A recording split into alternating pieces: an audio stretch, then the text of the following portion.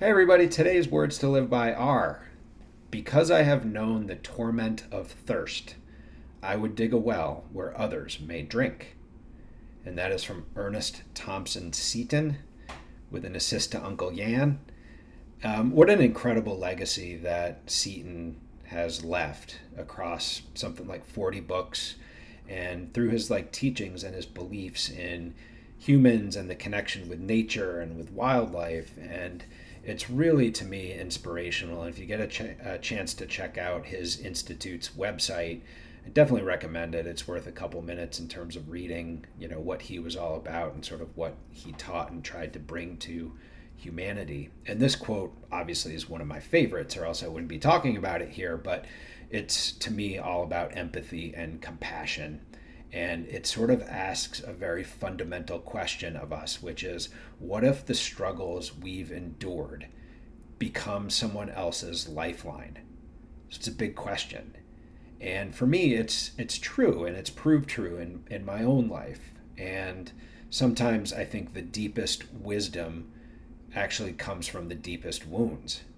And so it's all about sort of transforming pain into purpose. And when we walk through suffering, we can better walk other people through their suffering as well. And so for me, this quote kind of offers me the chance to turn any hardships into real empathy and to use almost our scars as signposts for people who are walking behind us in any given endeavor. So when I think about this, to me, it's really what the recovery movement is all about. And, you take people who are at the beginning of a sobriety journey or trying to stay clean. And when you start out, you're like, what am I doing? How am I going to do this? This is impossible. It's a pretty dark place. But then you have those step coaches and sponsors and people who have come before you who have the compassion and empathy to sort of look at you and say, here's how we can help you along your journey.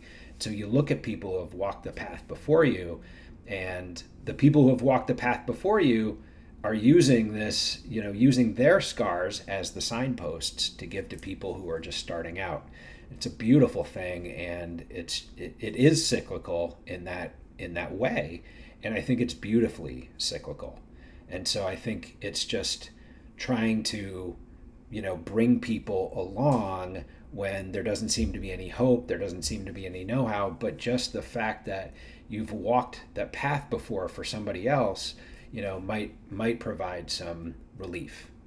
And so I think really the takeaway here, if there was one way to sort of summarize it, is that your struggles can actually become someone else's survival guide. So if you enjoyed this reflection, which I hope you did, please like and or subscribe. And I definitely also recommend checking out Seton's Institute website pages. It's pretty inspirational stuff. So I hope you enjoyed, and I will see you all again very soon.